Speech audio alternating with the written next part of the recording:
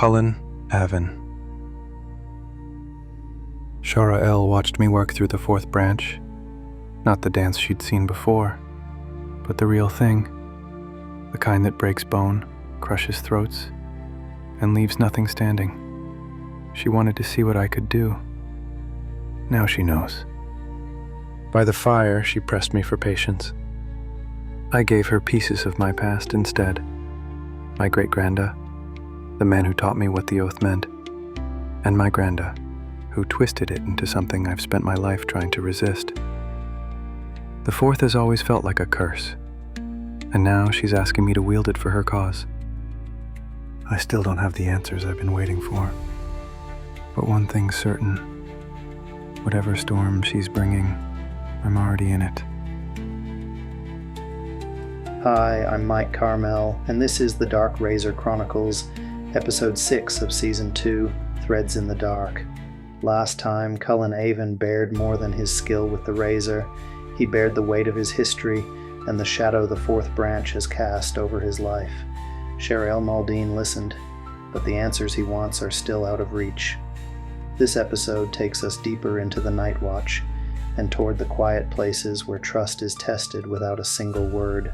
Now, let's return to the edge of the blade. Sharael Maldine. The weight of his gaze prickles along my skin, the sharp edge of judgment impossible to ignore. I meet his eyes, steady. You're right. I am the storm. Though I doubt your granda had any idea how I would manifest. A bitter truth lingers on my tongue. I fear he may have been right, as much as it pains me to admit it. His laugh cuts through the night, sharp, bitter, a scoff that twists deep inside me, a blade in my gut. There are truths, and then there are truths. He needs to know more, but the pieces I offer him now are nothing but fragments, tantalizing glimpses of a larger picture. Taunts, really. The fire crackles between us, insects chirping and buzzing in the darkness. I draw in a deep breath, the cool night air thick with the scent of smoke and burning wood. I'd long to know these smells, to feel them fill my lungs, to taste them on my tongue. Desired them for so long. And yet, now, caught up in the moment, I barely take their measure. I'm lost in it when Cullen speaks again, his voice distant. Da was my only beacon through it all. He kept me on course. Taught me when granda was away or distracted. He'd find ways to keep granda occupied so I could flourish, to grow beyond the confines of the fourth. His gaze flickers to the firelight, face softened by memory. Every day Da would remind me of great-granda, encouraging patience, understanding. But I saw it in his eyes, even then. Over time they hardened whenever he spoke of granda. His kindness wore thin. He shakes his head, jaw clenched. As granda got worse, he and Da would argue out in the fields, their voices carrying on the wind. When training grew too intense, too harsh, Da would step in, pull me away. But at home, at the dinner table, the silence between them was suffocating. They wouldn't even pass each other the salt. His voice drops, tight with memory. One day, Da announced my training would be divided. Only a few hours a day with granda, the rest with him and Mom. I'm sure words were exchanged, fierce ones, but never in front of me, always behind closed doors. Granda didn't take it well. He doubled down, pushed me harder, forced the fourth into me until he finally smiled. A rare sight by then, but I tell you, it was the hardest thing I've ever done until now. He looks at me again, eyes searching, expecting something. An apology? Sympathy? Drit? I don't know. I owe him both, but I say nothing. My throat tightens, the words refusing to come. His mouth is shut, but his jaw moves, as if whispering silent curses. His chin quivers before he speaks, voice raw. I trained more with my mum that year than I had since I was a boy. But all that bitterness, it seeped into me like poison in my veins. I grew to hate the fourth. Granda forced it on me daily, and even when Mum taught me, he'd hover, watching, criticizing, always there. I started questioning everything, our goals, our purpose, what we were even fighting for. The more I saw his anger, the more I wondered, why? His grumblings gave me pieces, hints. His bitterness wasn't about what we did, it was about what we'd lost, and that loss consumed him. A shadow crosses Cullen's face, the firelight flickering across his furrowed brow. When I was maintaining the mausoleum, I was aware that Granda had a desire to open the sarcophagus. I could sense it in his eyes whenever we were down there. Although he never explicitly stated it, I was certain of his intentions. His voice lowers, heavy with weight. There were nights, late nights, when I think he tried. When he and Da would return home in rage, doors slamming, voices raised, muffled but fierce. How Da managed to stop him, how he stayed vigilant, I'll never know. Cullen falls silent, eyes drawn to the fire. Its reflection flickers in them, bright but distant. The depth of the Avon's devotion humbles me. To remain oath-taken for generations, bound by nothing more than their word, without knowing what they serve. It's staggering. There is a vast gulf between oath-taken and oath-sworn.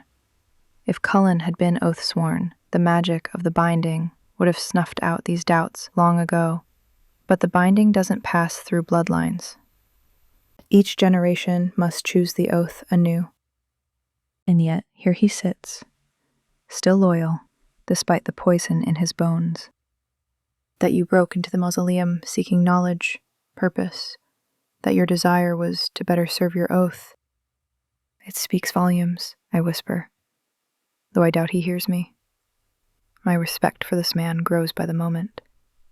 Cullen's voice drifts through the crackling fire. In my eyes, the Avons had everything.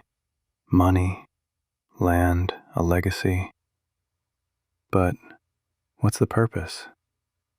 Granda's anger, was it really just about his time running out? If so, wouldn't he have embraced the time he had left? Wouldn't he have lived like great Granda did? He clenches his fists, voice trembling. Great Granda loved life, every damn second of it. So Granda's bitterness had to be deeper, something else. A flicker of pain crosses his face. Granda died suddenly, like Great Granda. A clear autumn day. We were practicing the fourth when he just collapsed. One moment he was moving, breathing, yelling at me. And the next, he was gone. No last words, no warning. The damage was done, though, the seeds of doubt, planted deep. I couldn't understand how a man so devoted to our traditions could become so bitter, so twisted. He exhales, shaky, the words catching in his throat. And now, the fourth has tainted me too. I hold it in contempt, but it controls me. It drags out the worst in me, my darkest thoughts. I fear it, fear what it could make me. Cullen's voice fades into the crackle of the fire. His shoulders sag, the weight of years pressing down on him. Nothing But Crumbs, Part 5. Krista Smithy. All right, stop your bleating. Last time I told you about us making ourselves real cosy like in that merchant's house. Dan patching the bed with ledgers, Maury hanging up his bloody kitten's egg, Gin acting like the front door was going to sprout teeth. Now any street rat with a lick of sense would have cleared out first sign of trouble, yeah? But us? Nah, this were too close to the good life. We was young and dumb enough to think a locked door meant something. So listen close, 'cause this is when the real shit started. We should have left the first night. I know it now. It's still dark when I wake. Not from Dan's cough, not from Jin shifting in the corner. It's the sound of the back door latch, clicking. I'm up before I know it. Hand on the ladle. Heart jammed in my throat. The stove light throws just enough glow to catch the handle twitch once, twice, then stop. Jin's eyes are open, watching me. You hear it? I whisper. He nods, stands without a sound. We wait, nothing. After a minute, he eases the latch himself, checks the yard. Empty, wet grass, same busted crates. Could have been the wind, he says. But we both know, wind don't turn a handle. Morning, we find the front door unlatched. I swear I locked it. Jin swears he checked it. In the study, the stack of postcards is shifted and the top one's gone. In the bedroom, the coat on the hook's been turned around, buttons facing the wall. In the pantry, the flour sack's tied again, but with a different knot. Dan says maybe we're forgetting what we did. Maury says maybe Ashy the goat tied it. We stick close to the kitchen. Dan keeps the knife in his belt. Maury sits near the pantry door, elbows on his knees. Jin moves room to room, eyes cut into corners and shadows. By late afternoon, the air feels thicker, like the walls are holding their breath. That night, I'm back on watch. Rain taps the windows. Somewhere upstairs, a floorboard groans, slow, careful. Jin told me once, when you're not sure if someone's there, count the time between the noises. I count. 1, 2, 3, another groan. My grip tightens on the ladle. Dan stirs in his sleep. Maury shifts, squeezing Ashy under his shirt. Then, light. A narrow strip spilling down the stairwell from the upper floor. It wavers, like someone's walking with a lamp in their hand. I glance at Jin, his jaws locked tight, eyes fixed up top. He moves toward the stairs. My heart's pounding so loud, I'm sure whoever's up there can hear it. Step. Step. Then a voice, low, almost sing-song, drifts down the stairwell. Who's in my house? Jin freezes. Dan's eyes snap open, cough gone. Maury straightens up. One hand over Ashy like the lump of coal might save him. The glow swells brighter. Jin flicks his chin at the pantry. The back way.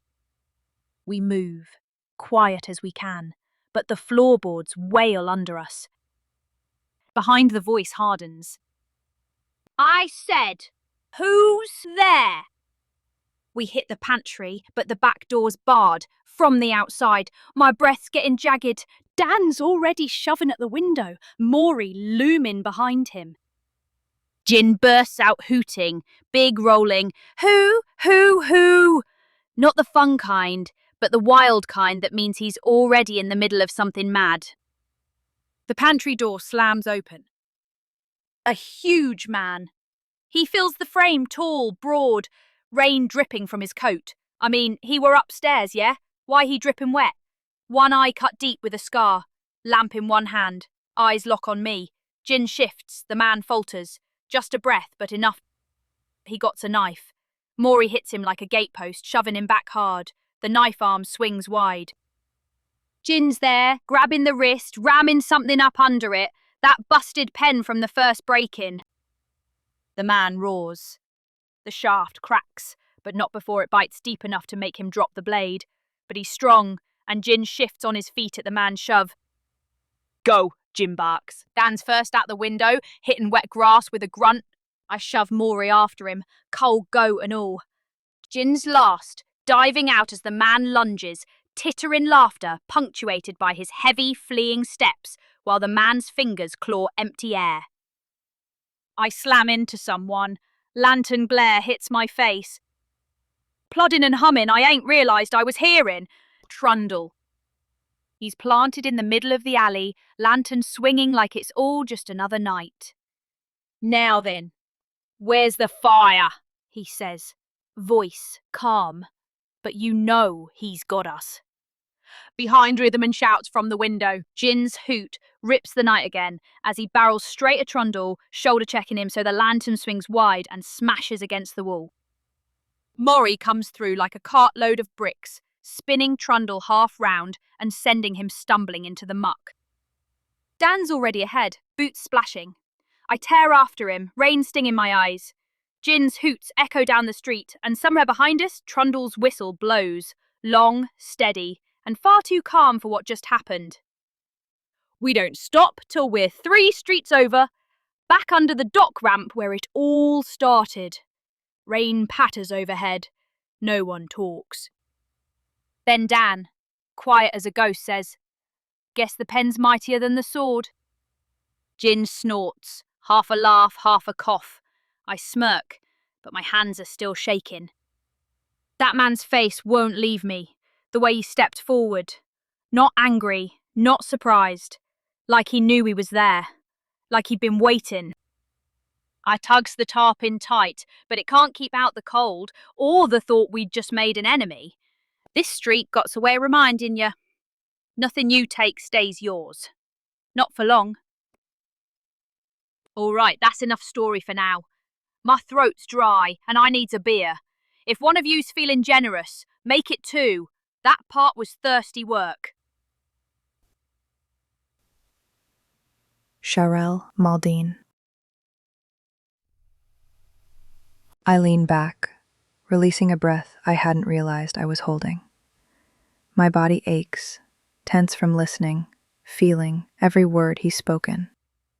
For him to bear himself like this, it's more than I expected, more than I deserved. He is not the man I thought he was. There's a depth to him, a pain, a humanity that continues to surprise me.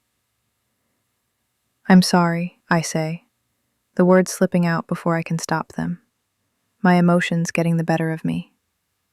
I'm supposed to be the commander, yet here I am, undone again by feeling, my facade cracking under the weight of his gaze.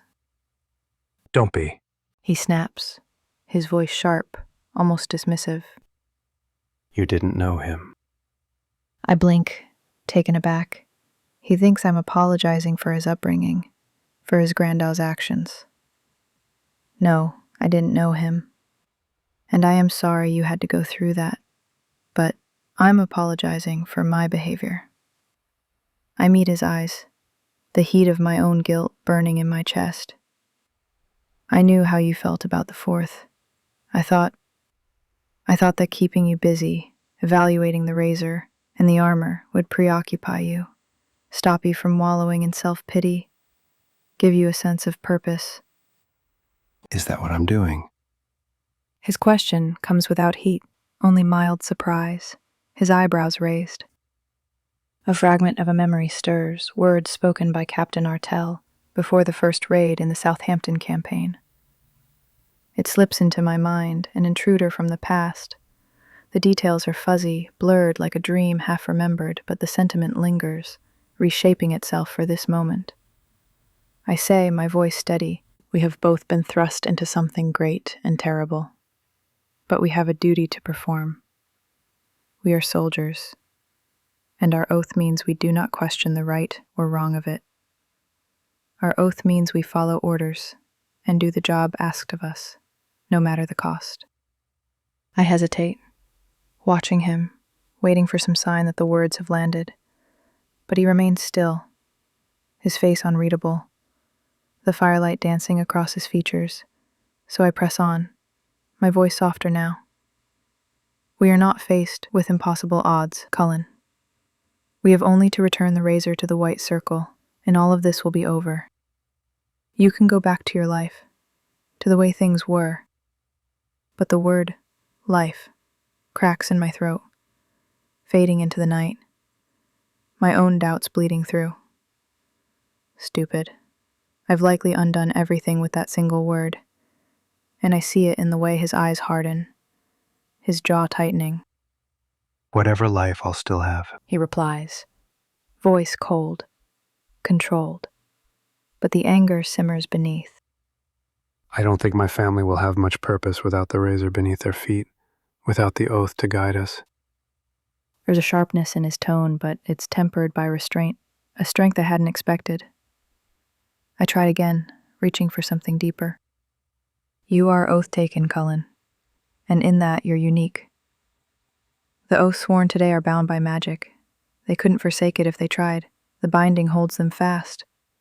But you adhere to the oath by choice. That speaks to your character.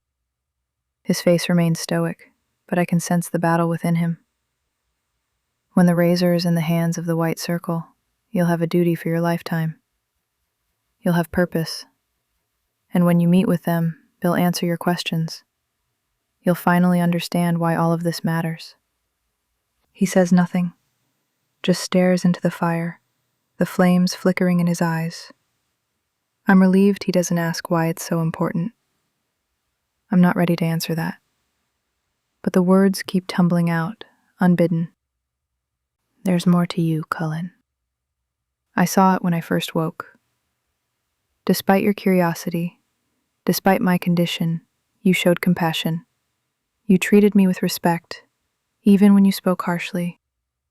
I catch myself before I mention how flippant he'd been at first. It's not the time.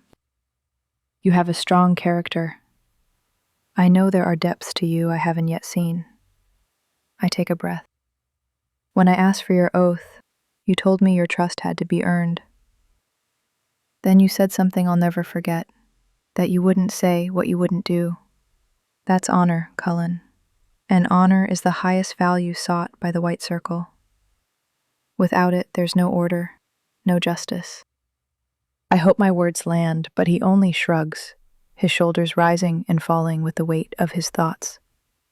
After a moment, though, his voice emerges, quiet. I grew up with 3 Dahs. They were all honorable men, each in their own way. I seize on it, my voice urgent. But that doesn't lessen the importance of honor, of keeping one's word. No, it doesn't. He agrees. But there's a distance in his tone, as though I'm merely echoing lessons he's heard all his life. The Avens were respected, sought after for judgment. But Granda brought an end to that.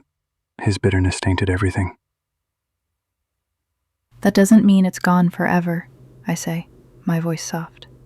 Without your Granda, there are still those who will remember the fairness and wisdom your father showed.